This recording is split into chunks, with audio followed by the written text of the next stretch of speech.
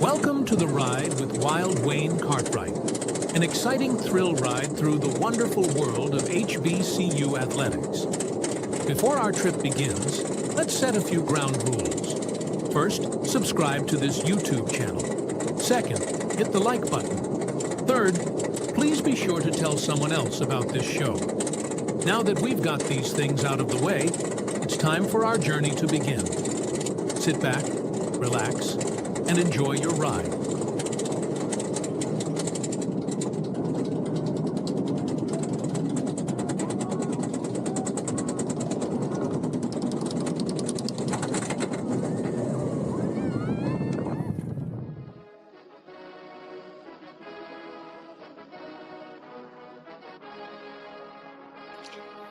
Good evening, everybody, and welcome back to another edition on the ride. I appreciate everybody for tuning in as always, and Wild Wayne is going to take you through another wonderful ride on a Wild Wednesday. Y'all know what to do. Make sure you hit the like button, make sure you subscribe, and also tonight is very interactive because I've got a lot of things to talk to you about on the backside of our slate this week. Yes, we'll be talking about State of the SWAC, and that includes you and all the viewers out there that are SWAC grads, SWAC fans, SWAC followers. Make sure that you participate during this part of the show. So what's going on, Merlin? Good to see you. Will Wallace, I expect nothing more from you. And also Calvin Liddell, I expect nothing less from you. But yeah, it was a great last week. Week 7 had some really good ones. So now we're on to week 8, everybody. So here we go. Let's get it started. We'll start with homecoming down in Nashville, Tennessee. This is the Howard Bison coming in with a 3-3 record. And they take their talents on down to Nashville and Nissan Stadium to take on a 1-5 Tennessee State club that's lost 5 straight games. So this game's at 5:30 Eastern, 4:30 in the Central. Last year they played in Green Stadium up there in D.C., which was Howard's homecoming, and much better Tennessee State team at that point won the game 27-14. This game will be seen on ESPN Plus. Now, the thing about this game is both teams are not going to necessarily light up the scoreboard. Now, Howard, last week, they got off to a 14-0 lead. They actually led the game at Sacred Heart 14-3 at halftime. And then 29-0 in the second half led to a 32-14 defeat there at Sacred Heart. Tennessee State, they've had their struggles. Offensively, as I mentioned, they've lost 5 straight games, and they've started off their OVC Big South play at 0-3. Last week, they lost 28-12 down up there at SEMO, Southeast Missouri, for those scoring at home. Now, the thing about Howard is they're only averaging 19 points a game, and that's really weird to see because they've had some scoring outputs like when they won the game in the Battle of the Real HU, they won that game 34-7 over Hampton. They've had some games where, like the Morehouse game where they broke out and they scored in the 30s. But they've had some games like in the opener against FAMU, they only scored 10 points. They won that game, but they scored 10 points. 7 points against Temple. 14 points. 14 points, as I said last week. So, and then 12 points in a loss at Richmond. Now, Tennessee State, they haven't been scoring too much either. Offense has been a problem for them all year. They're averaging only 12 points a game in total. It's really been a struggle no matter who they've had at quarterback. Whether it's been McNair, whether it's been Palmer, Kendrick Grimes, the transfer from Southern, he got off to a really good start running the ball, but now he hasn't really been running the ball. They've really been struggling a lot offensively. So, needless to say, This is a game, though, for Tennessee State that where they feel like they have some familiar competition against a team that they should be in the ballpark against. And I really agree with them if that's truly their thoughts. Howard, when they win, they do really good rushing the ball. Whether it's been Travis Kearney or Anthony Reagan, those two guys have been doing the job in the times that they've been successful. Tariq Starks really has not been there really much of the season passing, but he's also a third available person to be running. Howard, when they have struggled on offense, their defense has been up to the task for the most part, except for the second half last week where they struggled, like I said, giving up 29 points in that second half against Sacred Heart. So with Howard averaging 19 points a game and Tennessee State averaging 12 points a game, you would expect a low-scoring game, and I do expect a low-scoring game as well. In this game, I'm going to go with Howard to get the edge in a very close game, 23-21. I think that Tennessee State really, when you think about what they have moving ahead, this is a game with a lot of intrigue for them, considering not just that it's homecoming, but it's against an HBCU opponent that they figure to have a good chance to try to win. And I expect this game to be pretty good down there in Nashville. But give me the Bison to pull it out close, 23-21 there on the road. And now we switch over to the only CAA game this week, which will have the Hampton Pirates, who are checking in with a record of 2-5 on the season, and they're 0-3 in CAA play. They're coming off a 38-21 home loss last week against Campbell. They go up the road to Philadelphia area, Villanova, PA, to take on the 14th ranked team this week in the FCS, the Villanova Wildcats. They're 4-2 on the year, and they're 3-1 in CAA play. Last week, Villanova, they went to Elon. They won the game 29-21 with a good second-half comeback. This game will be played at 1 p.m. Eastern on Flow College Sports. Last year, they played in November, and Villanova won this game 20-14.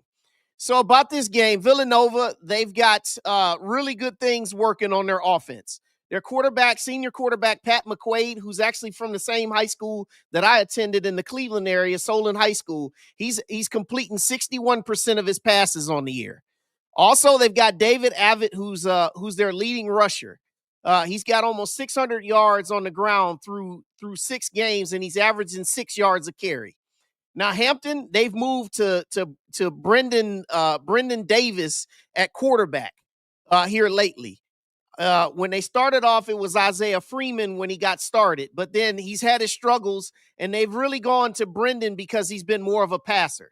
And so he's been exclusively their starter really the last 3 games, and he's done pretty much a better job. But the problem that Hampton has is just being able to, 1, get a consistent pass rush, and 2, being able to sustain their defense to not give up any big plays. Villanova is big plays a lot. And also their ground control and they tend to really do well when especially when they're going up against inferior opponents like this one is. Villanova is probably going to end up being a playoff team if they can continue to keep going on the momentum that they have. And I expect them to win this game pretty easily. And I'm going with the Wildcats 38-14 in this one. But that doesn't necessarily mean that Hampton won't show up and fight, all right? But this game is a game that Hampton's on the road, and they're outmatched by a much better opponent. All right, so that was the MEAC, and that was the CAA for the week. Already in 2 games. Now we go to the SWAC. And I told you we had a very light slate tonight. We have 7 games in total to cover, but we're going to get a little bit better here as we go.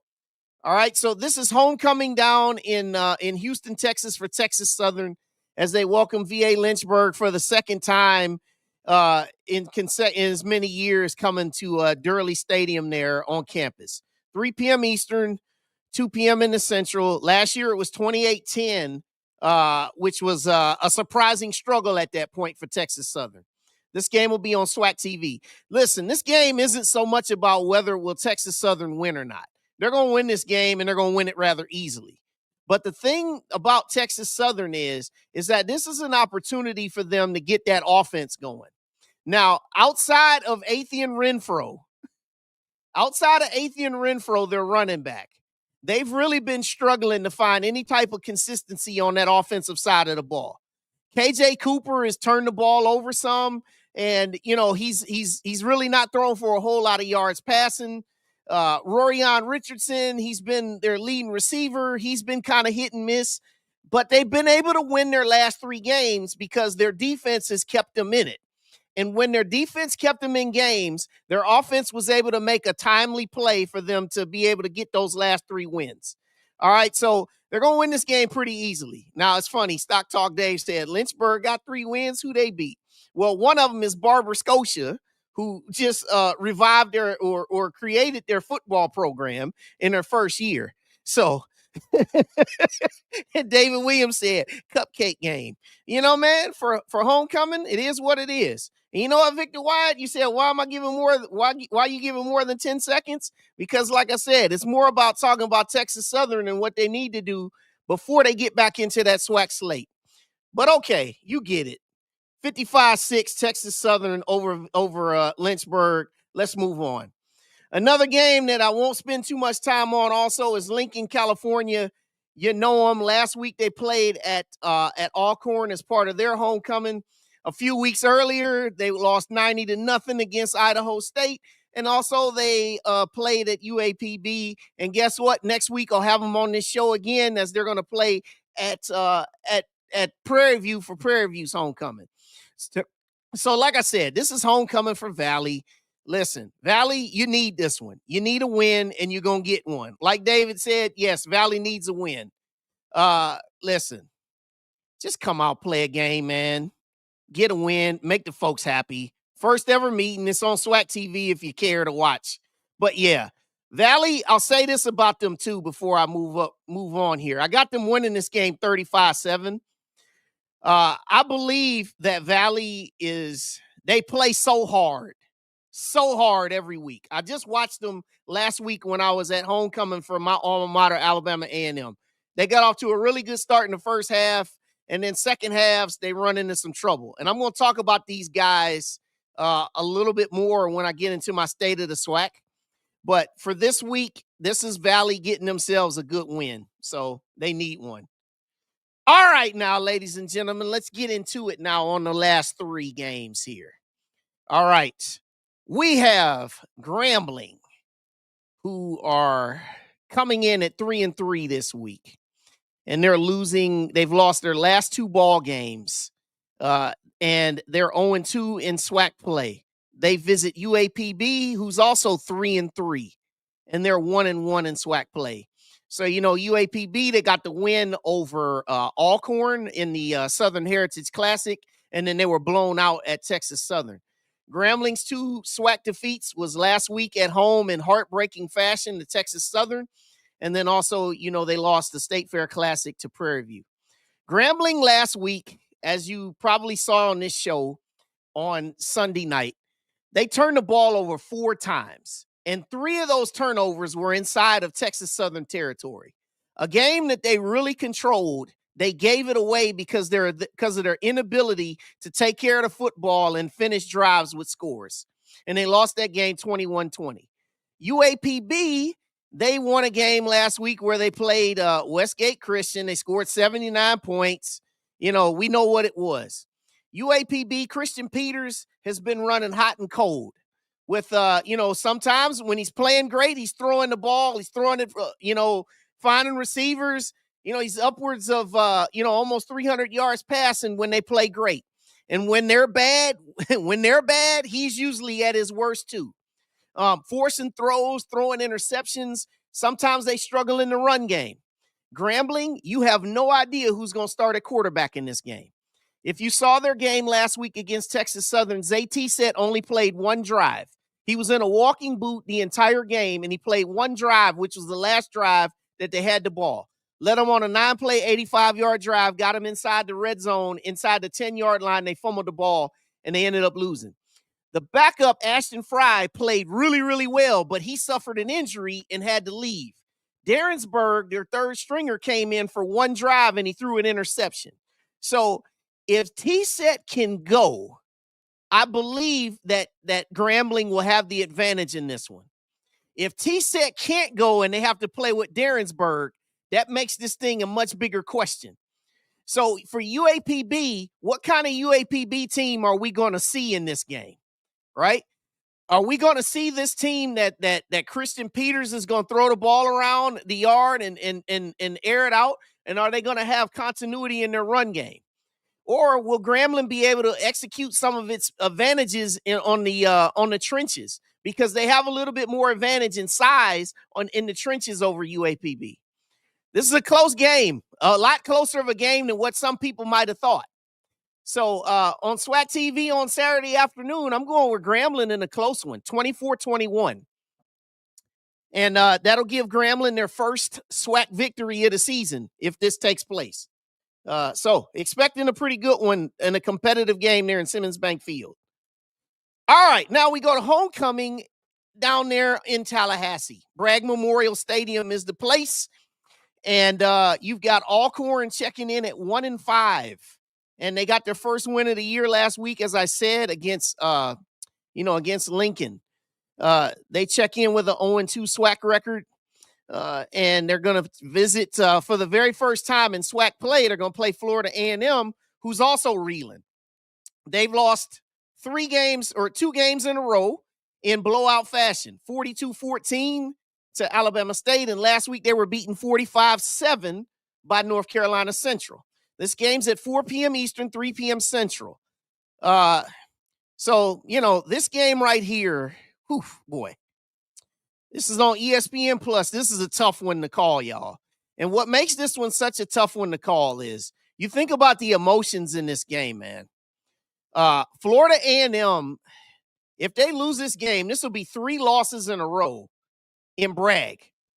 The last time that FAMU lost 3 games in a row at Bragg Memorial Stadium, you got to go all the way back to 2013 when they lost all 5 of their home dates that year.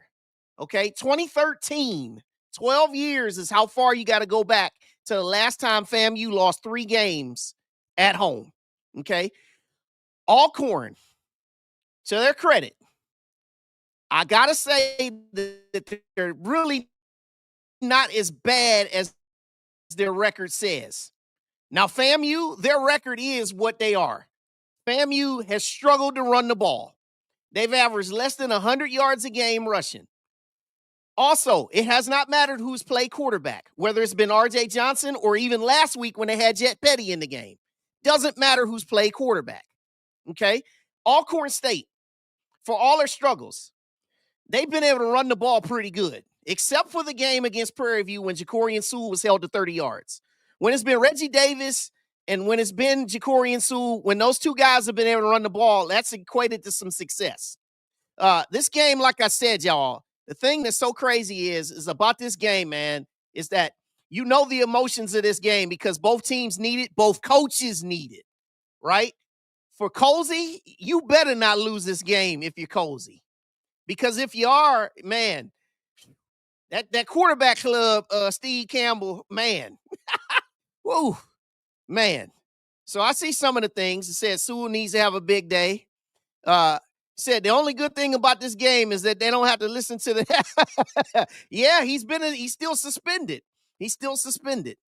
So in this game, man, I went back and forth. But I started to think, I said, what's more reliable? And what's more reliable is Alcorn playing offense is a lot more reliable, especially in that run game. And I think that run game is enough for them to go on the road and get a close one, 23-20. And really, honestly, you could flip this score either which way. And I'm sure that everybody who's watching this is pretty much straight down the middle, whether you got Alcorn or whether you got FAMU. But really, he said he didn't come tonight because they were in meetings. Probably best for him. You're right. And you say, Calvin Liddell, can FAMU score 20 points? I believe so because, thing about it is that Alcorn really defensively, they haven't really wowed you either. So, I who knows who starts at quarterback here. But one thing I will say is that if you're FAMU, man, you got to find some kind of a running game. like I said, averaging 93 yards a game rushing, that's never going to win games, man. That's never going to get it done. Also, Kenari Wilcher, you got to find him again.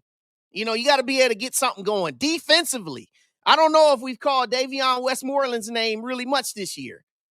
So, I'm just going with Alcorn because I just believe that Alcorn is a little bit more reliable offensively. So, yeah, that's my story, and I'm going to stick to it in this game. Okay, now let's go to what is the SWAC headliner of the week, okay? And you're talking about a game that has a lot more intrigue than you ever thought it would. A lot of times, a lot of this before the season, you thought this was probably going to decide the SWAC West. Okay, thank you, Stephen Campbell. He's injured. Appreciate that. So in this game, you thought this was gonna decide the SWAC West in the beginning of the season. You thought that these were probably the two best teams in the SWAC West that were coming in. A lot of people felt that, including me. I thought that these were the two best teams in the SWAC West coming in. This game will be on HBCU Go. It's 3 p.m. Eastern, 2 p.m. Central. This is homecoming. They're on the Bluff. Prairie View, they have a perfect 3-0 record in SWAC play, and then we know Southern is trying to get on the board. Last time they played, Southern went to Prairie View, big second half comeback, won it in overtime. All right. So now we know everything that this game has. This is a huge opportunity for Prairie View. If Prairie View can get this win and get to 4-0 in the league in the SWAC West division, they're going to really have a big advantage to take this thing on home and get to the SWAC championship. But if you're Southern, which I said in the title of this game, the last call on the Bluff, it really is the last call on the Bluff. If you want any chance to save your season, you have to win this game, Southern.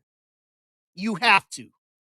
Because what this does is, not only does it keep you alive in the SWAC West, it also gives you the potential to have a tiebreaker over Prairie View with a head-to-head. Now, Prairie View coming in off of a bye week. Big things for them is they've won all of their SWAC games really close. Okay, I know that they beat Grambling by 15, but that was really closer than what the score said. They beat Alcorn by 1, and they beat Texas Southern by 1.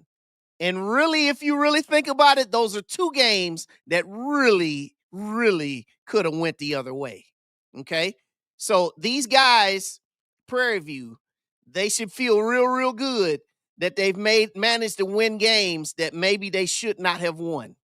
And also for Prairie View, they have not been able to throw the ball all year, except for the opener when Cam Peters threw for some good yardage against Texas Southern. Now, for Southern, last week, it looked like they quit towards the second half of that game against Bethune-Cookman.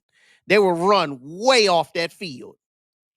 And if there's any pride left in that locker room, this is the week where you have to show it. But given all that I've seen from Southern, and given all that everybody has seen the ways that Southern has lost games, it's hard for me to believe that Prairie View, coming off of a bye week, would not miss this opportunity to go get one.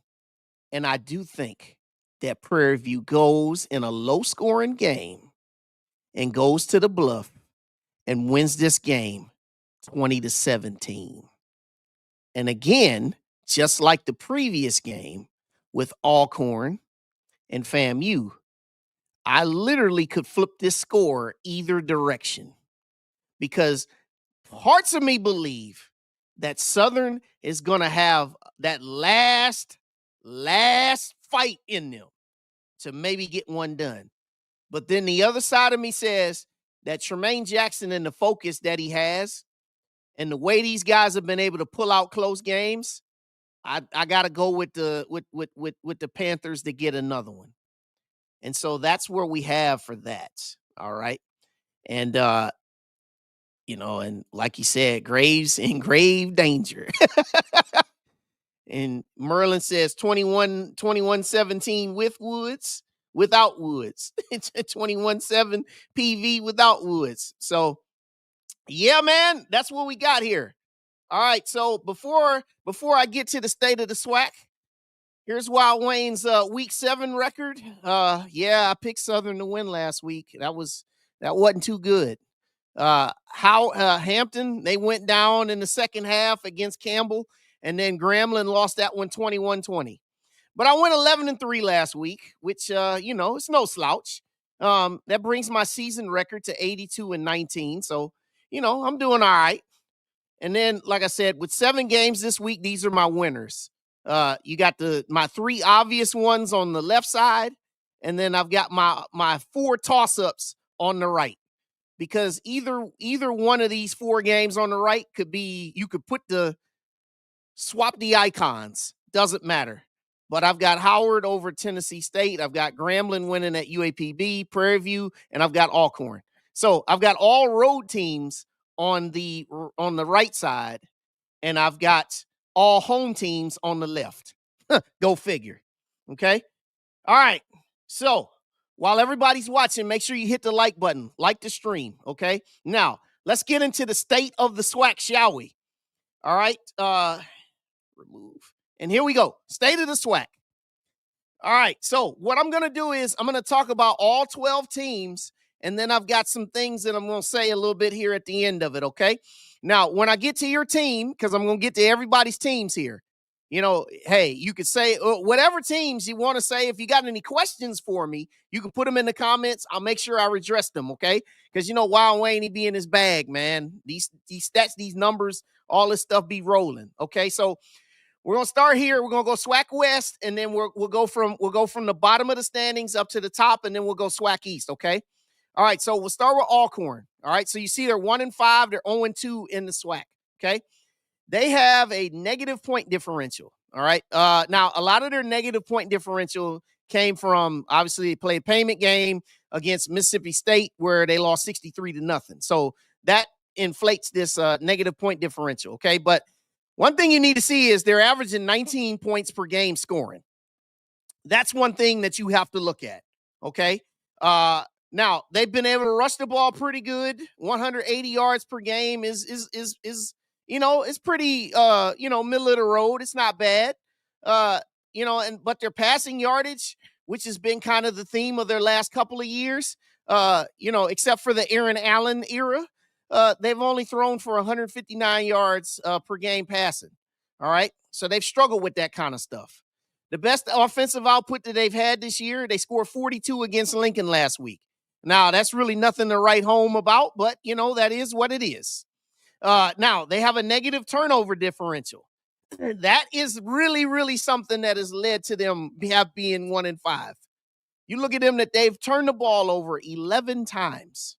11 times, and they've only taken it away 5 times. So they're at -6 in the turnover differential. And they've only gotten 2 interceptions through 6 games. Okay? The other thing that's led to these guys being 1-5. They've averaged 10 penalties a game. They haven't been able to get out of their own way with shooting themselves in the foot, like Coach Thomas loves to say every single Monday when he talks on the coach's call. Okay. One game, the Southern Heritage Classic, they had 12 penalties. Okay. And that led to their undoing. It wasted a great 225-yard rushing day by Jacorian Sewell. Positives is, it's been their running game. Their running game has been something they've been able to lean on.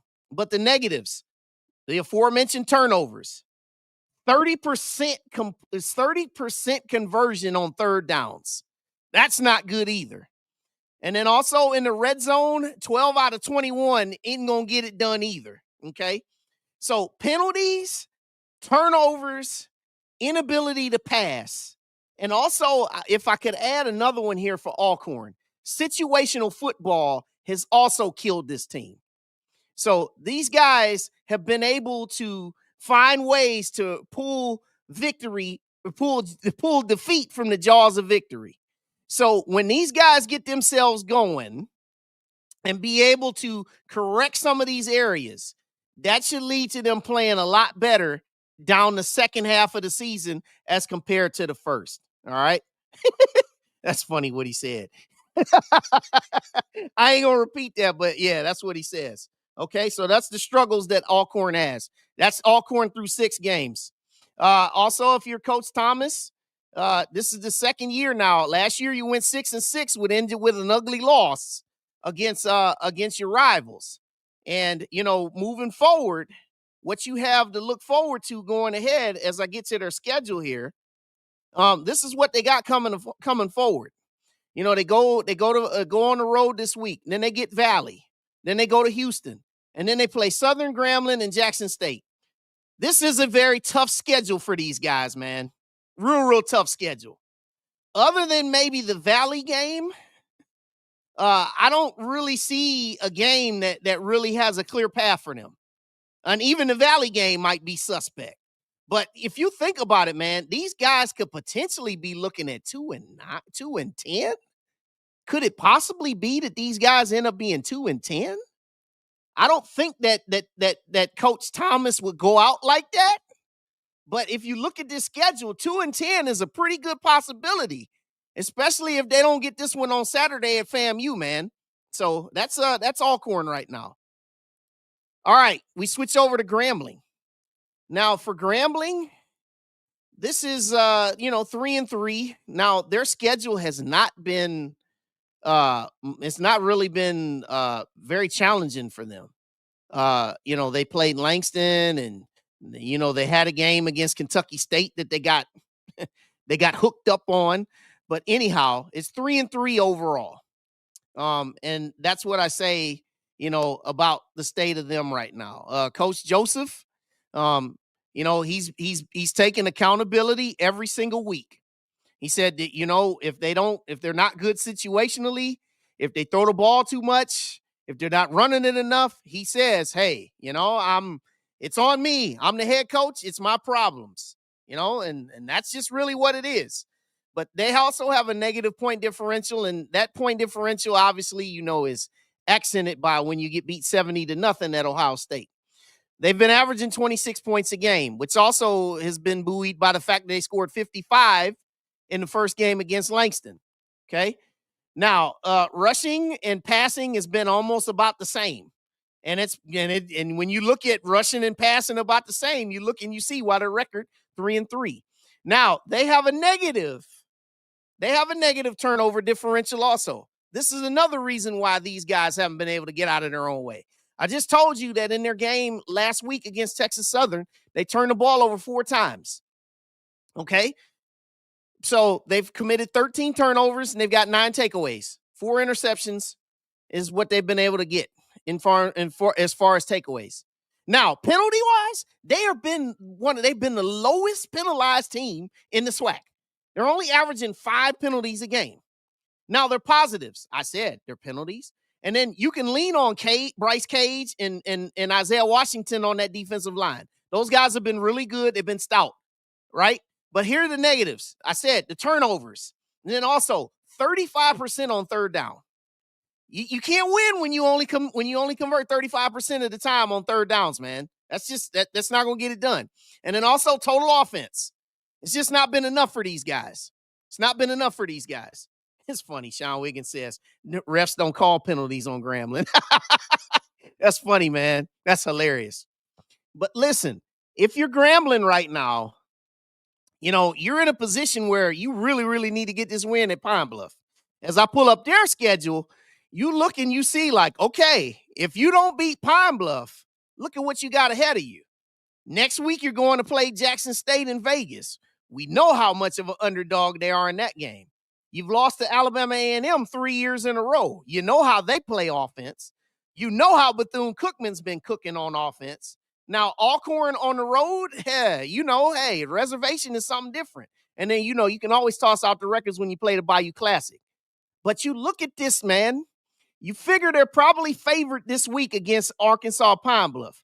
But the rest of the games, I would argue to think that maybe they'd be an underdog in. Well, maybe they'd be favored against Alcorn State. But you got to figure, man, they're in a really, really tough stretch now. And with the way that they've been inconsistent, running hot and cold, Could they end up being 4-8, 5-7? Or can they get their act together and run it out? Except for Jackson State, obviously. But could they get their act together? This week will tell you a lot about that. But if you're Grambling, you've left a lot of meat on the bone. And, we'll see.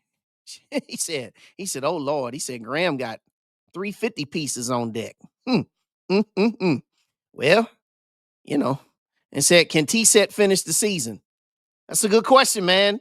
One question I have is, can T-Set play this Saturday? That's another question. All right, so that's Grambling right now. All right, now we go to Southern. And, yeah, this has been greatly well documented about Southern. All right, but this just tells you the tale of how it was. All right, they've got a negative point differential. Now, for them, with the schedule that they've played, okay, they've played one payment game. They lost 56-7 against Fresno State. The rest of it has been HBCU competition, man. These guys have been now averaging, 20 points per game, but they really haven't been getting anything done. It's been highly inconsistent when you look at 178 rushing average, but that's kind of a little bit because they've had a few games there. But you look at their passing, it's been nothing. They ain't been able to do anything passing. Okay, their best offensive output, 34 points in their only win at Valley. Okay, for the way that Trey Holly's been able to run the ball and break out for some explosive plays, it's just shocking to see that they're not doing better offensively. And then also they have a negative turnover differential. They've turned the ball over 8 times and they've only taken it away 5 times. But here's the thing that really, really stuns me. For veteran guys like Horatio Johnson, now to his credit, he has not been healthy. But then you got Elijah West. You've got, Herman Brister. These guys have no interceptions this year in 6 games. Not a single one. Okay, that really is stunning to me. All right, and also they're averaging 9 points, 9 penalties per game, 9 penalties. That also won't get it done. All right, now positives. Kelby Givens is having a really good season, ladies and gentlemen. You just wouldn't know it because they've been out of so many games. 7.5 sacks and 10.5 tackles for loss. He's having a really good season. But again, hasn't really been effective because the rest of the defense hasn't been there. Trey Holly, he's been a bright spot. He's got 4 rushing touchdowns. But some of the things that I say is that, well, you say that Trey Holly has underperformed. They don't give him the ball enough. Trey Holly got the ball 14 times last game. He's had other games where he carried it 11 times. Okay, so that's to me is that, hey, you got to get this guy the ball more. If he's your best guy on offense, and he has, really, you got to give him the ball. And Merlin, like you said, he doesn't get many carries. Got to give him the ball, man. So, Givens, he's been a guy that you can lean on. Like I said, those numbers are great, man. But again, when you're 1-5, no one knows.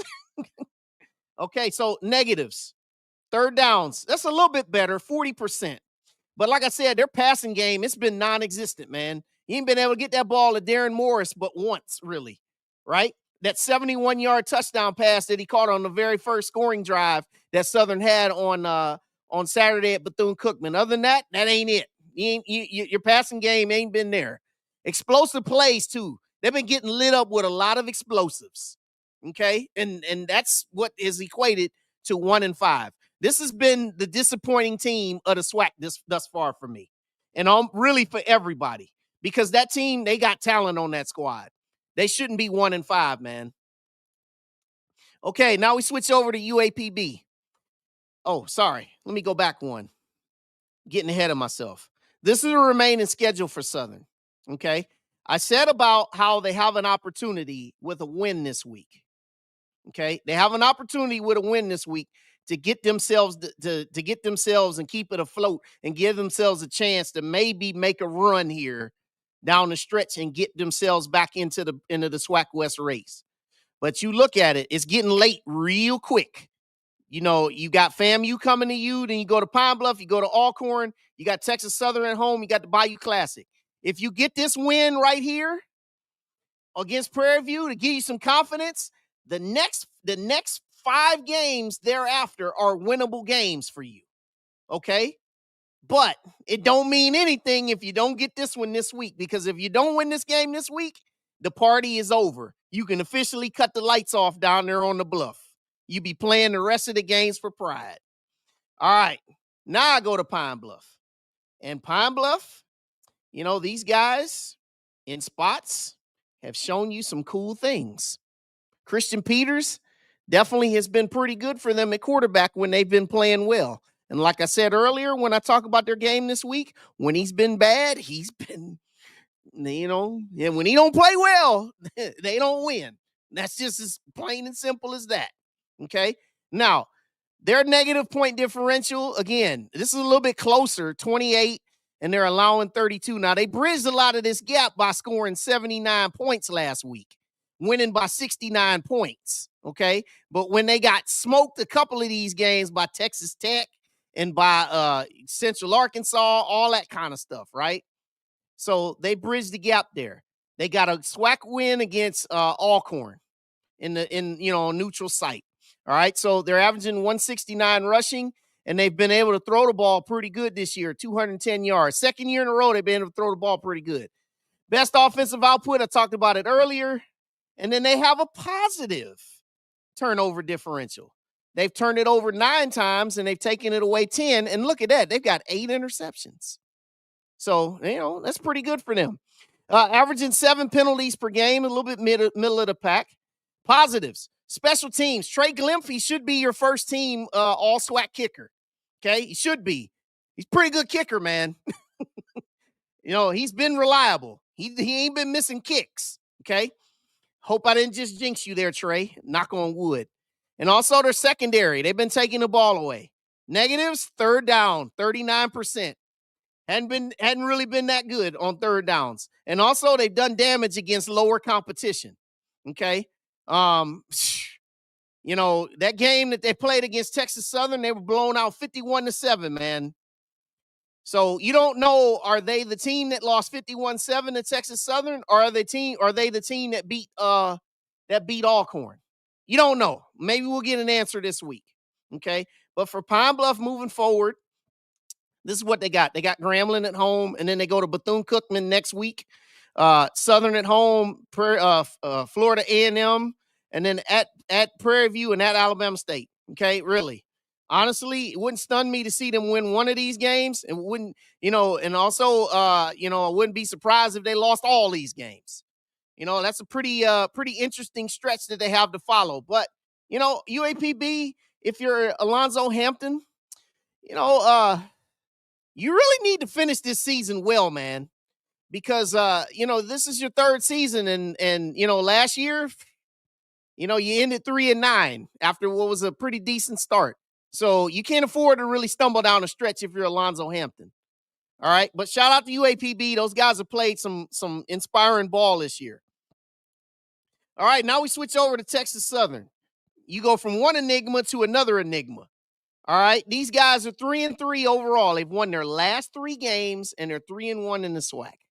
Okay. Their one blemish was that time where they fell asleep in coverage against Prairie View. Okay. Negative point differential, but it's very close. 21 points per game scoring, 22 points allowed. Okay. 175 rushing. That's a lot of Athian Renfro. He's been one guy you can lean on. KJ Cooper has not been very good in the passing game, not been consistent. 132 yards per game passing. Okay. But at this point, maybe it's just you are what you are halfway into the season.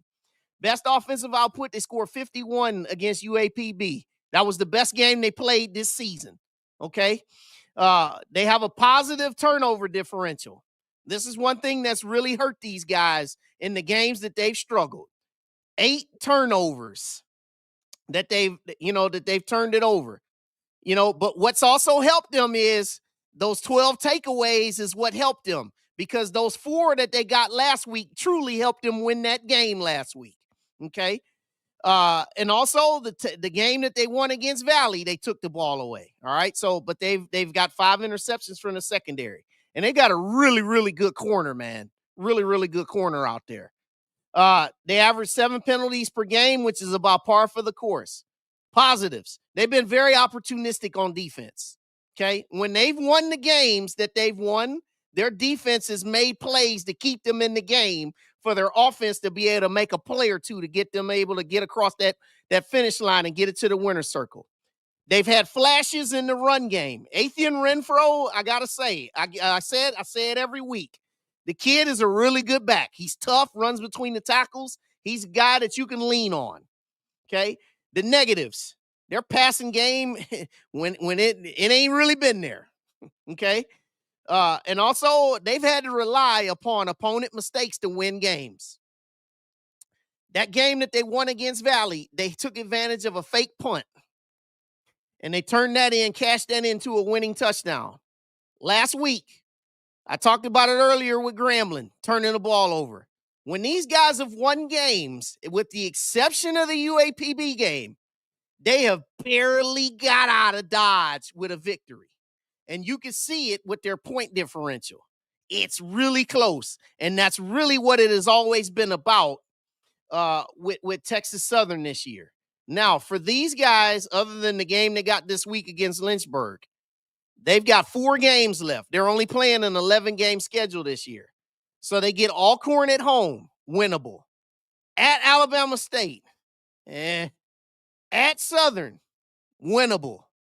Alabama A&M at home, winnable. Okay? These guys who are sitting in position at 3-1 in the league, they've got a chance. Now, they need Prairie View to stumble twice, and they need to win all the last 4 of their games, really, to give them a good chance to get up there and get that SWAC West. But they got to stay in position by winning when it counts now. Okay? Texas Southern, for all that you know about them and all that it was, they've got chances in front of them. Shout out to Chris Dishman. Now we go to Prairie View, and we talk about Coach Tremaine Jackson and his crew. They're 4-2 overall. They lead the SWAC West with a 3-0 record. It's kind of ironic that, as I talked about Texas Southern's point differential, it's exactly the same, 21 points and 22.5. Which is kind of funny is that the game that they won early in the season when they played Texas Southern was 22-21. Ironic. All right. 191 yards when on the ground when they rush. And when they've won their games, their running game has been pretty good for them. Now, their passing game has been kind of hit and miss, okay? They play a 2 QB system. Cam Peters, he's the better passer. Tevin Carter, he's a better runner. Now, they have a positive turnover differential. They've been very opportunistic in that stance. 6 committed, 9 takeaways, 5 interceptions that they've been able to get. They average 8 penalties per game.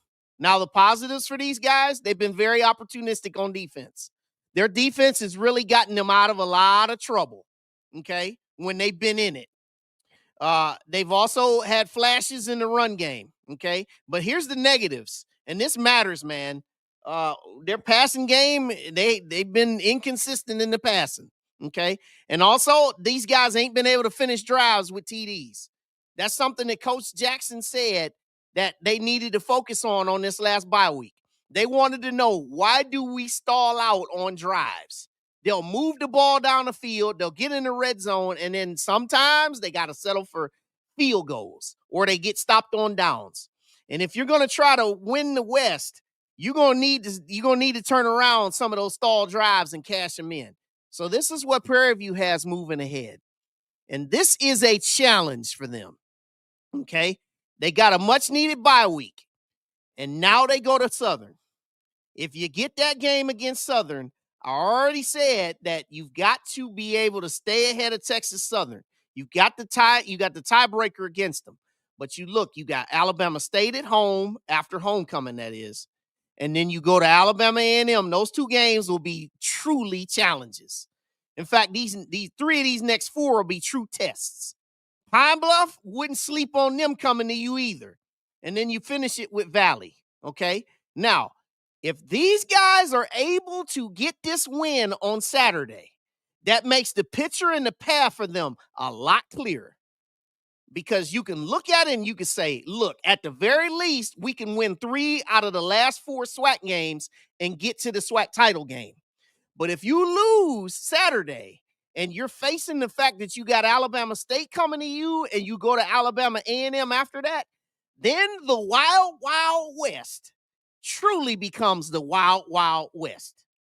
So Prairie View, you've got this thing on your racket if you can take care of business and hold serve, right? He says, I don't see them beating the Alabama schools. Yeah, I don't really see it either at this point either. And says they'll drop 3 games. You know what, man? You know, hey, I don't disagree with anybody because, you know, it's a possibility. And he said PV will probably lose a couple. I don't disagree with you because here's the thing, man. With some of the stuff that I said here on this screen, listen, man, these guys have not been pretty. And Trayne Jackson, he told you. He said it. He said, we have not been good enough. He said, we ain't been good enough. Now, you can say whatever you want to say about Trayne Jackson, about everything he said during preseason. You know, people said he talked a whole lot of talk, but listen, he's been full, truthful, and very transparent. He'll tell you in a minute, listen, our team, we ain't good enough. And honestly, what you're looking at on this screen, this ain't good enough if you want to expect to win the whole. I ain't talking about just winning the SWAC West. If you want to try to win a SWAC championship, this ain't good enough, man. Because right now, the way this looks, these guys can win the West, and then if they play Jackson State, man, they're going to get blown out. That's just the way it looks. So for these guys, it's about what did you learn during your bye week? And can you get better? Can you get better? And can you get better in a hurry? Because you need to get better this Saturday. All right. So that is the state of the SWAC West. All right. Now I'll go over to the East. All right. And now we start with Valley. Shout out to Valley. Shout out to Valley. Y'all know how I love my, you know, like my boy Unc like to say, you know, my first cousins. You know, these guys are 0-5 overall, 0-2 in the SWAC. Now these guys, listen, it's not because they ain't fought. These guys fight. And I really, really love Coach Terrell Buckley. He's a true gentleman. He's very transparent. You can tell he cares. He really wants to get them together. This is a lot of growing pains, man. A lot of growing pains. You know, he might have seen that this was a lot bigger of a challenge than maybe he thought. Now, funding is definitely an issue for these guys. You know, he talked a lot about nutrition. They haven't really been able to, you know, get the nutritional things in order, and also strength and conditioning has been an issue. And that's really what's been the story for them, because last week when they played Alabama A&M, they played a really good first half. Came out in the second half and had nothing. Completely pushed around, and that's been kind of the theme for these guys. You look at that negative point differential, man. Your eyes are not deceiving you. They average 16 points per game, and they're allowing 43. Okay. And the thing about it is these guys did not play any payment games this year. They played the number 3 FCS team in America, Tarleton State. They played Southeast Louisiana. Okay. Those are the games that they've played, right? Now, you look at their rushing average, 110 on the ground. A lot of that has been Josh Brown, their quarterback. Josh Brown really has been the one really lone bright spot for their team. You know, and he needs to get a little bit more support, man. Best offensive output was 29 points against Southern in their opener. Now, they have a negative turnover differential. They've turned it over 9 times, and they've only taken it away 4. And they got their first interception of the season this past Saturday. They're averaging 8 penalties per game. And the positives, they're competing despite the results. And as you saw last year, that competition and that fighting spirit that they have, that willed them to get a win down there in Bragg against FAMU. All right. And they can get somebody. don't be deceived. Okay. But their negatives, long snapping, that has killed this team, y'all. That cost them a win against Texas Southern. Because if they're able to snap the ball back to their punter, Coach Buckley doesn't call a fake punt there. And possibly Texas Southern, who struggled on offense that game, maybe they don't travel the length of the field and pull off that win. They have struggled in that area. It's killed them. And also, I talk about the second half depth. All right. So this is what Valley has moving ahead. All right. They'll get a win this week against Lincoln. Then they go to Alcorn. You know, you never know against Alcorn. Bethune-Cookman definitely will be a challenge. You know about Jackson State, Alabama State. So really, if you're looking at it, you know, I'm looking at the Alcorn game maybe, and the one at the end against FAMU, because you're gonna play them on you're gonna play them on Thanksgiving weekend Saturday, right? So that is what you see from Valley. All right, keep fighting, guys. You got a chance though. And Coach Buck, love you, man. You fight hard and you believe in that team. All right, FAMU. Now let's get a little bit more into FAMU here. They're only averaging 15 points per game scoring, man, and they're allowing 36. You ain't winning no games when you do that. 93 yards per game on the ground. That ain't getting it done either. 213 yards passing, okay? Their best offensive output was against Albany State, man. When your best output was against a D2 team and it's 33 points, that ain't good either. Their turnover differential, this is what's crazy, man. It's even. They've turned it over 4. They've taken it away 4. Okay? And they're only averaging 6 penalties a game. Okay? And red zone, when they get to red zone, they've been pretty good when they get there. But the problems is what you got here. Slow starts. When they get behind, and they get behind big early, which they have, it's pretty much done deal. Game, set, match. Done. QB play, they haven't had it. It ain't been there. I said to you before, doesn't matter whether it's been Jet Petty, whether it's been RJ. Has not mattered. Okay? Lack of a running game has killed them. Thad Franklin was supposed to be better than this. They had, you know, and that's not no knock on him. I'm not throwing any shade here. But, you know, their offensive line, they had Chuck Davis and they had Ashton Grable come back. Both of those guys are first-team all-SWAC guys last year. You know, this offense was particularly supposed to be better with their run game led. We knew having a new quarterback, that creates a whole lot of challenges in itself. But, man, this offense has been bad. Like he said, bad. I mean, your eyes, like, even if I didn't pull this up for you guys would know that their offense is really bad, okay? So this is what they got ahead of themselves. Now they're 1-4, okay? Man, how bad could this get if you're FAMU, man? Now you get a win on Saturday, hey, give yourselves a shot in the arm. Maybe you start to think, man, maybe we can start winning some things. But you look at this schedule, man, I ain't seeing a lot in it, man. Not. You know, even for Southern struggles. Southern has lost to them guys 5 times in a row. You know Southern still want to beat them. Jackson State, good luck with that. Man, Pine Bluff, earlier in the year, I'd have been thinking like, well, you know, hey. But, man, I don't know about Pine Bluff. A&M, you know about them. Bethune-Cookman, shoot. You think they don't want to get a hold of these boys in the Florida Classic? And I just talked to you about the game at Valley at the end. Will they even care? Okay? So if you're a FAMU, man, James Colsey, you better get a win on Saturday. That's all I'm going to say. Let's move forward. All right, now I'll talk about my team, my alma mater, Alabama A&M.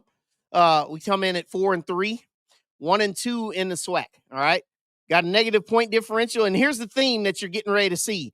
As you start getting a little bit into the East here, you're starting to see the point differential get closer and closer and closer, okay? Offensively, these guys have been really good. Defensively, yeah, not so much. 134 yards on the ground. That's been a struggle for us. Now, we did break out for 240 last week against Valley, all right? Hopefully, that's a sign of things to come while they're on their bye week, okay? 277 yards per game passing, all right? 9th in the country in the FCS in passing average. And that's really impressive when you think of the fact that Quad Brown's been injured, and they've had Eric Hanley. Sorry, Ryan is his brother, Eric Hanley. So when you've had both quarterbacks in there, they've been able to throw the ball well. Okay. Best offensive output. They've had 49 points against Lane, but they had like 41 against Alcorn, 34 against Bethune-Cookman, all that kind of stuff. Negative turnover differential. They're 1 to the bad. 11 committed. They got 10 takeaways, 5 interceptions. Averaging 7 penalties per game, which, as you've seen, that's about, in the middle of the road. Okay. Positives. Pass offense, grade A. You'll stay in a lot of games when you throw the ball like that. Red zone offense. When they get down there, they've been pretty much money. Okay. 25 out of 29. That's good. Explosive plays, they're known to get a few. Now, here's the negatives. That's why this 4-3 isn't better. Negatives. Defensive lapses, man. You saw in the Bethune-Cookman game, man, they got lit up for explosives. Four of those plays that Bethune-Cookman scored against us were explosive plays, scoring plays of 20 yards or more. Run defense been bad. You saw it against Jackson State. They shredded us up and down the field on the run. And really everything. But this has also been something that's hurt A&M. Injuries to key players, man. Quarterback, offensive line, Trevante Abner, your best tight end who's been really doing good things. He's been out. Guys on defense, they've been banged up really badly. So they've really needed this bye week here to try to get themselves refreshed. Okay. Now, next week, big one. Magic City Classic, goes without saying. I'll preview that next week. They've beaten Grambling 3 years in a row. That's a winnable game. Prairie View in your house. FAMU in your house. And then at Texas Southern. There's a good chance, even if you don't get the Classic, there's a chance that A&M could go 8-4 here with this record. And hey, you go 8-4, first year Sam Shade, hey, winning record in the SWAC, I think you sign up for that. I definitely will as an A&M grad, and that gives you something to lean on into next season. There's some meat still on the bone, and the story is far from being completed for A&M. But one thing they got to do when they come out of this bye week, you got to be better on defense. Because had they had ability to be serviceable or be better on defense, they win the Bethune-Cookman game. Don't think that they would have won that Jackson State game. Seriously, I'll keep it real here. Jackson State was on a whole nother level. But I think that they won that Bethune-Cookman game if they had some defense. And they could be sitting at 2-1 and be 5-2. But you are what you are. You're right here.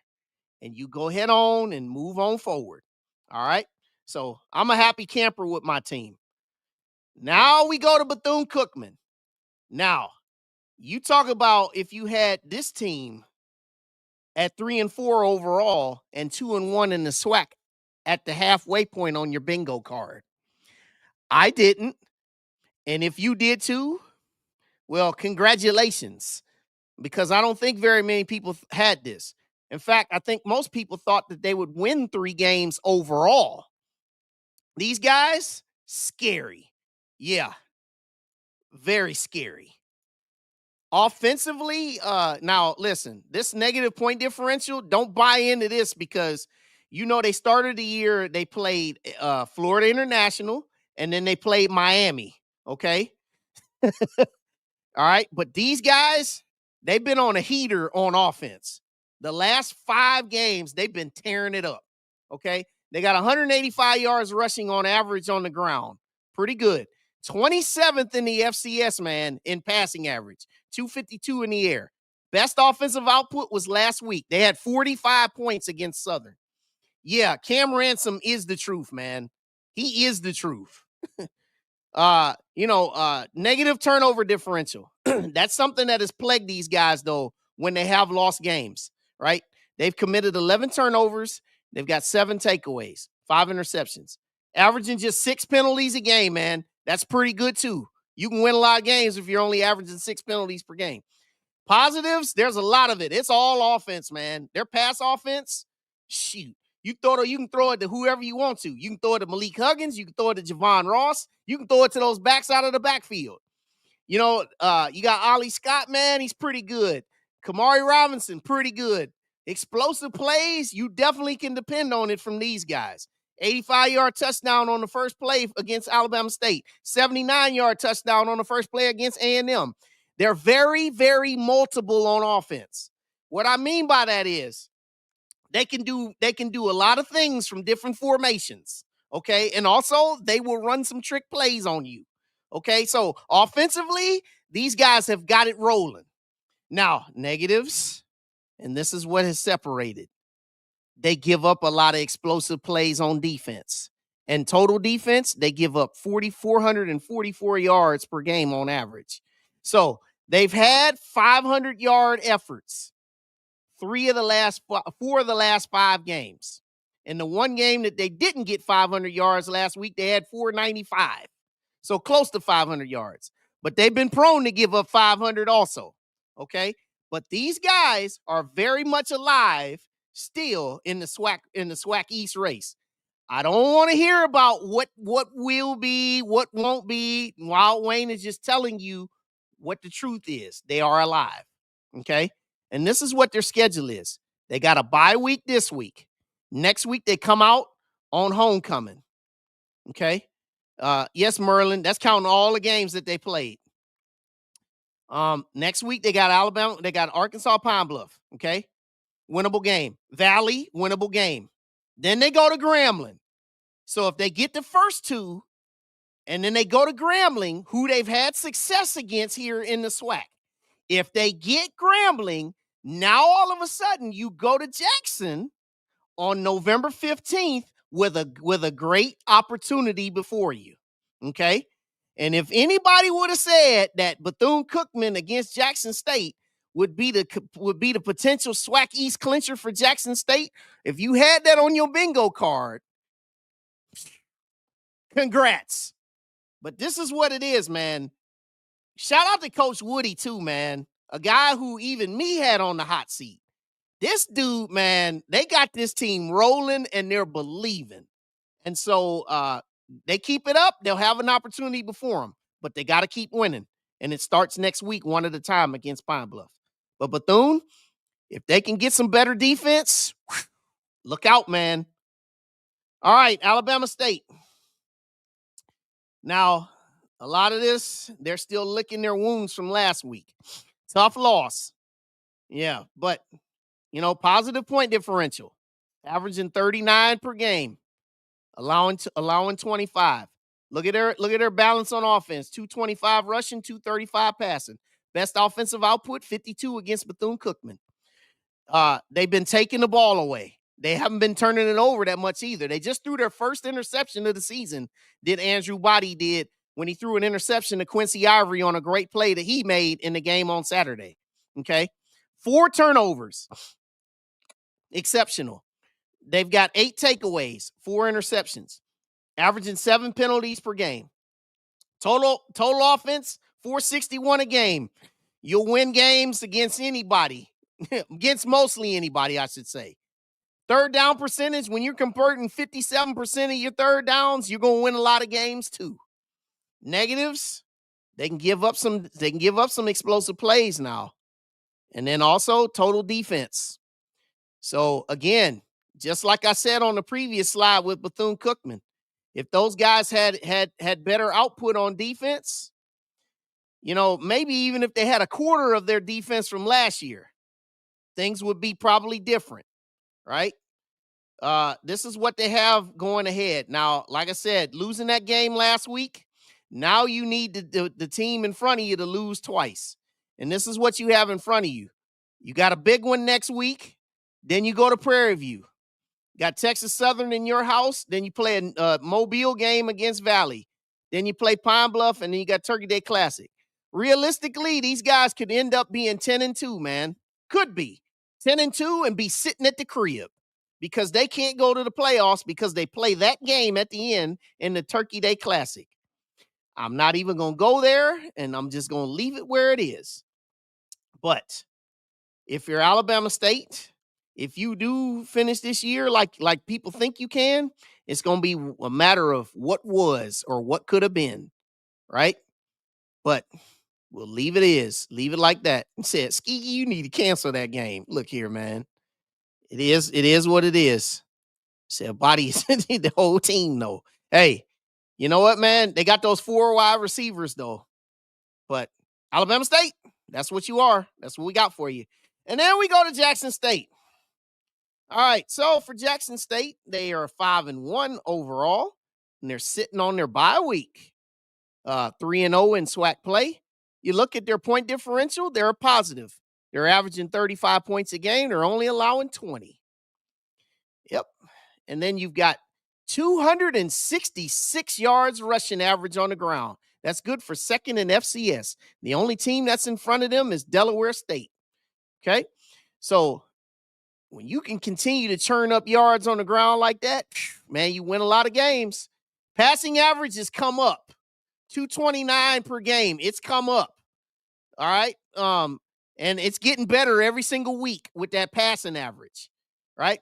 Best offensive output, 57 against my team. Against Alabama A&M. Best is just what it was, right? And they had a really good output last week too. Even turnover differential, 7 giveaways and 7 takeaways. Got 4 interceptions on the year. 9 penalties per game. That's something that should have your attention. Positives. They're 5th in overall offense in the FCS. 496 yards per game. Again, you'll win a lot of games when you average almost 500 yards of offense. And also, their third down defense has been really stellar. They get off the field on third downs, okay? Negatives. They have had a tendency to give up a few explosives, okay? That's just something that you just have to keep your eye on. Sometimes that's just, a missed coverage, lapsing coverage here, whatever. But, it has happened a few times for them, okay? And then penalties. Okay, that's just something that something that they just need to keep an eye on is penalties. Okay, and I know how folks love to say, these SWAC refs, man, it is that. Listen, it's just something you got to keep your eye on if you're Jackson State. Okay, now this is your remaining schedule as you get through. Okay, again, they're playing a 11-game schedule this year. Okay. So after you come off your bye, you head to Vegas, you take on Grambling, then you go on a road trip to FAMU. Now listen, I'm gonna just say this real simple. Is this next 2-game stretch requires a lot of good focus, because it's like you make that long trip out there to Vegas, and then you make a long trip back to Mississippi, and then you turn around and you make another trip the very next week. So you just need to make sure that you stay focused and you do what you need to do against 2 games that you should win by a sizable margin, okay? But if you don't come focused, you know what that is. Then you play Valley, and then I already talked about the Bethune-Cookman game of what it could be, and then the game at the end against Alcorn in the Soul Bowl, okay? It's trending in a 10-1 fashion, okay? And it's trending like you'll be playing right there in the vet on December 6th. But what's important is you just got to play them one at a time, and you keep your focus and do what you need to do, because you'll be favored in every single game you play, right? And that's just what it is. All right. So now, having said all that, now I get to get on my soapbox here as I move towards the end of the show tonight. These are my views about the SWAC. So you've got fan bases that are living in the past. And it sets a lot of false expectations in your present. Listen, man, I hear and I see a lot of this stuff about, we're the standard, we're this brand, we're this, we're that. We've won this many Black College National Championships. We've won this many SWAC championships. Listen, I'm going to say it like this, and this is the best way I can say this in Wild Wayne's best way synonymously. It's like that salesman who was salesman of the year 5 years, 5 out of 6 years. And he has a terrible, terrible, terrible run of sales.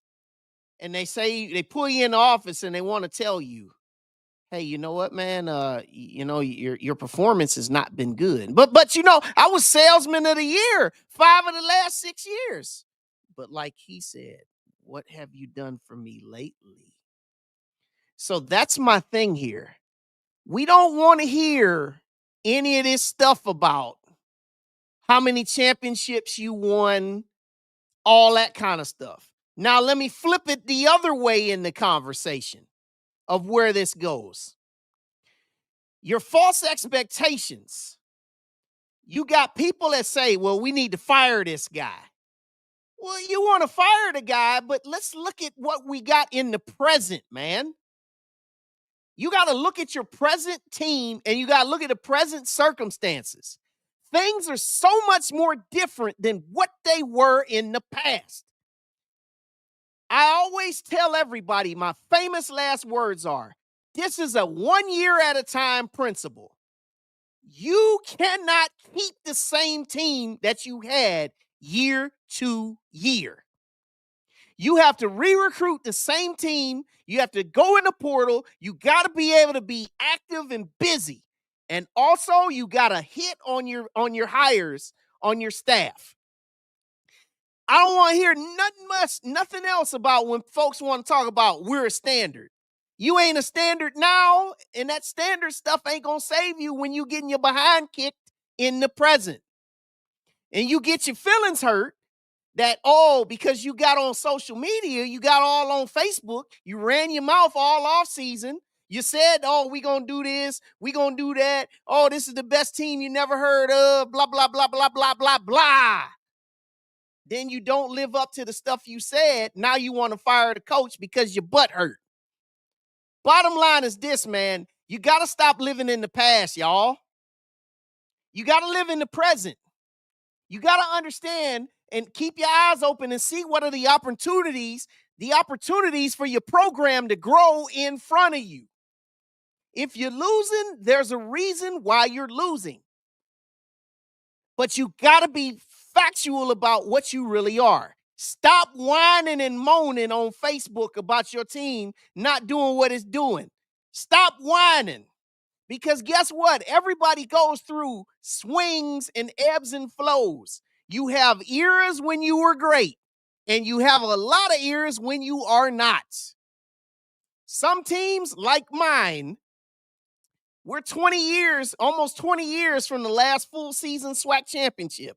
We understand who we are, but you got other programs that have been almost a decade from winning their last SWAC championship. Some that are more than a decade from winning their last SWAC championship, running their mouths like they just won one a few years ago.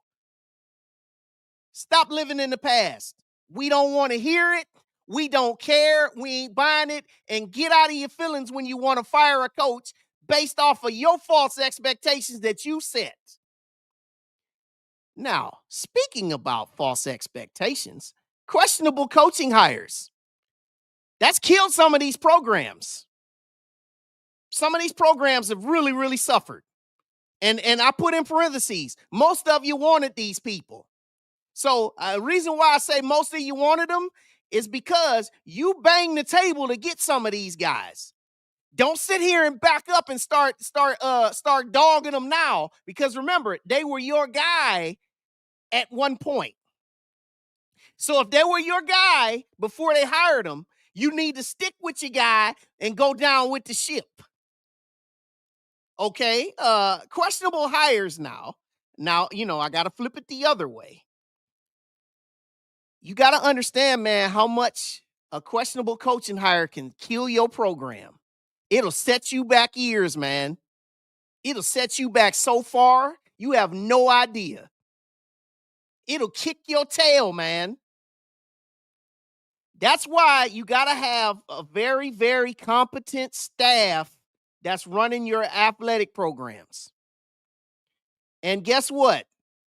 Hiring any coach is a risk. There's no guarantees that any coach is going to be successful.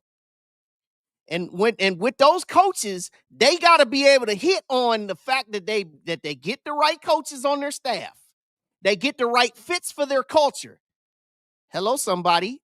You got to have a culture. So it's that thing about questionable coaching hires that we have in the SWAC, man. Some of it is set y'all back. You know it. And then there are others that, you want to go down with the ship or go into hiding when you bang the table for some of these folks. Now, firing coaches is not always the answer. Listen to me plain when I say this. Some folks been watching too much TV. Now, you done seen guys like James Franklin with Penn State. You done seen Trent Dilfer. You done seen places in the Power 5, Group of 5. You done seen coaches get fired. Guess what? Those programs got? They got money. They got boosters. They got folk that can pay the money to get rid of these guys. We ain't like that, ladies and gentlemen. A lot of folks say, well, fire him. Do you even know how much is left on his contract? Do you know how much the buyout is? If the answer to both questions is no, then keep it pushing. Firing coaches ain't always the answer. Sometimes you just need to allow a person to figure it out. Some of you want a guy going after 2 years. Again, which goes back to my first points. You done put a lot of stuff out there. You done got butthurt and you want them gone. For what? And who you going to get? A lot of you want a coach gone, but you got no answer on who you should get. And some of your answers of who you should get don't make not a single lick of sense. You say, well, go get this guy. You know you ain't going to be able to get that guy. Well, this guy, he's doing a great job on that staff. You ain't going to be able to get that guy either. Sometimes you need to just ride with what you got until times can get better. Okay? All right. Now, I talked about officiating. Man, whew, I talked about it 2 weeks ago on a Sunday night. I even made a short on it. Y'all know how I feel about officiating. I know how y'all feel about officiating. It's been inconsistent. It ruins the flow of the game. You know about how some of it, some of these calls are very questionable. But one thing I want to say about officiating, I want to say this. Now, you know how I got to do, theme of the night, I got to flip it the other way. There are times when calls are made and fans don't know how to accept it. There's a lot of times fans don't want to accept it. You get all on Facebook and say, man, we would have won that game if it wasn't for them refs. No. What you can't do is, as a team, you can't put yourself in a position for the officials to make a call that could potentially decide a game. That's my famous last words when people always say, well, them refs, they screwed us. Well, don't put yourself in a position for officiating to decide a game. Okay, so it goes both ways. And then lastly, here on my views, any team can be beaten at any time on any day. I have to say this because there's a lot of folks out here that love to say, ain't no way we losing that game. And I know you got your fandom, and I know that many of you are alums, and I know how you feel. You think your team is unbeatable. You think no one is going to beat us. We're the best in the universe. We're the best thing going. All this kind of stuff. We get it. Any team can be beaten at any time on any day. You turn the ball over. You commit untimely penalties. You fail in situational football. You get key injuries. You make bad calls. Talking about coaching staff, make bad play calls, defensively, offensively, players not focused.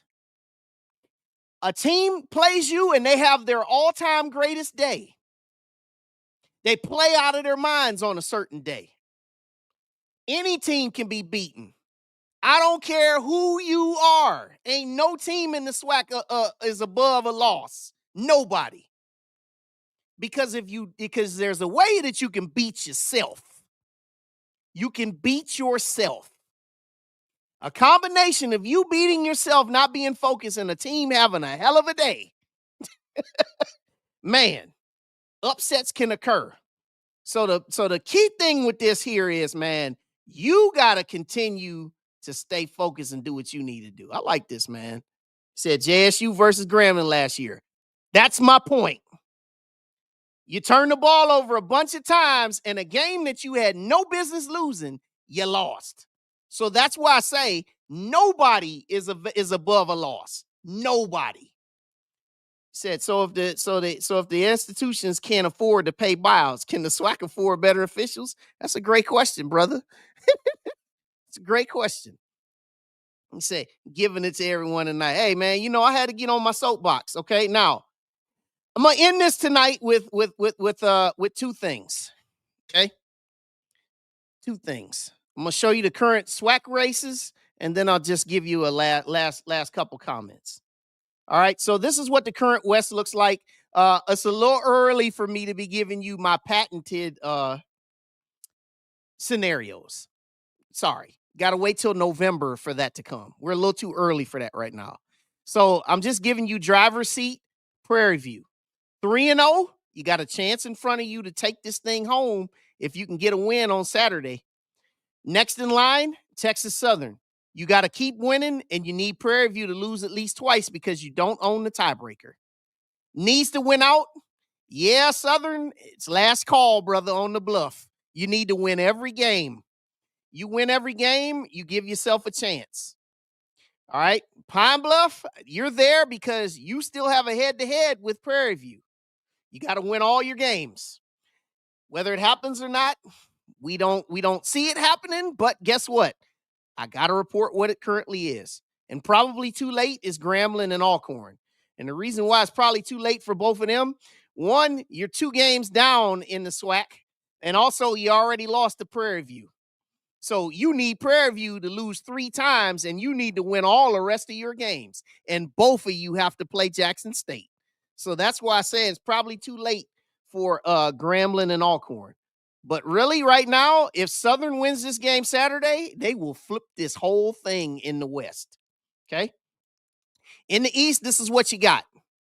Driver's seat, you got Jackson State sitting up there 3-0. Needs to win out. I already told you about what Bethune-Cookman needs to do. The opportunity that's in front of them. You win your next 3 games after this bye week, you'll go to Jackson on November 15th with an opportunity. And believe it or not, as bad as FAMU has played, if they win out, they still play Jackson, and they play them at home.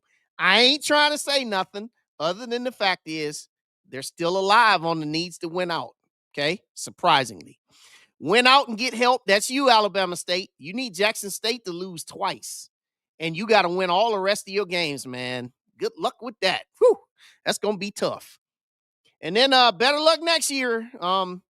Valley, and unfortunately, my A&M Bulldogs were out of it because we lost to Jackson State, and we have 2 SWAC losses, and Jackson State ain't losing 3 times. So better luck next year. All right, so SWAC standings. I showed you on Sunday. I showed it to you again because it supports what I said. Bethune-Cookman, you're sitting in a good position, y'all. You just need to keep winning. Jackson State, you're right there in pole position. SWAC West, Prairie View, you lose this game Saturday, whoo-wee. You talk about Wild Wild West, man. Whoo-wee. I got a whole lot of scenarios if they don't win that game on Saturday. And then you'll start seeing them come out. Okay, so for me tonight, off everything I said with the state of the SWAC, I just need to say again, there's a lot of people who are out there. They've been fighting each other all on Twitter. People been fighting each other as they normally do on Facebook, all this different stuff, having disputes. I know a lot of people, they like to make rankings lists and top 5 this and top this, top that. People fight over that. Listen, Wild Wayne ain't into the top lists of nothing. Okay. All I care about is I just report what the current standings are. I report scenarios. I tell you the trends. I tell you who's doing what, who ain't doing what. I tell you what's actually happening. You know, if that's what you feel like you want to do, have at it. But listen, when you're fighting, do it responsibly and don't make it turn personal. Also, with the SWAC, we know that there's going to be some coaching changes next year. It's inevitable, man, for coaching changes. We know. Okay. But, you know, as it occurs, no matter who you fire, you better have a plan for who you hire. And that's really what it is. All right. So we're at the halfway point of the season. We're on week 8. And we've got a light slate this week. And for those that are just joining, these are Wild Wayne's week 8 winners. You know, I've got all home teams on the left and all road teams on the right. And each of the games on the right can go any which way. Okay. But that's our slate this week. And next week, when I come before you on Sunday night, you know, on the recap, we'll recap, and then I'll give you the state of the MEAC, because the MEAC starts their conference schedule next Saturday. And I'm also going to preview and give you the listing of the games for the 25th, which I am calling right now the greatest day in HBCU football in 2025, because you've got the MEAC starting and you've got some really cool matchups in the SWAC, where you've got the Magic City Classic, you've got the game in Vegas, you've got some really cool games next week, and it's a lot to talk about. And next Wednesday, I'm going to be joined by my fellas from the Down South Football Podcast. They're going to join me, and, you know, we're just going to talk about everything next week, Wednesday. So for now, thank y'all as always. Make sure that you like the stream and also subscribe if you have not subscribed, and share this show with everybody. Wild Wayne loves everybody, and I'll be here Sunday night, 7 p.m. Eastern, 6 p.m. Central to recap as I go over the 7 games, give you my ride tokens, go over next week's schedule for week 9, and give you the state of the MEAC. So, Wild Wayne loves you. God bless you. Be safe out there if you're having homecoming this week. And be safe, period. God bless everybody. Good night. Thank you for joining us on the ride with Wild Wayne Cartwright. As you exit the ride, make sure you subscribe to this YouTube channel, hit the like button, and catch up on all of our prior episodes. Until next time, God bless.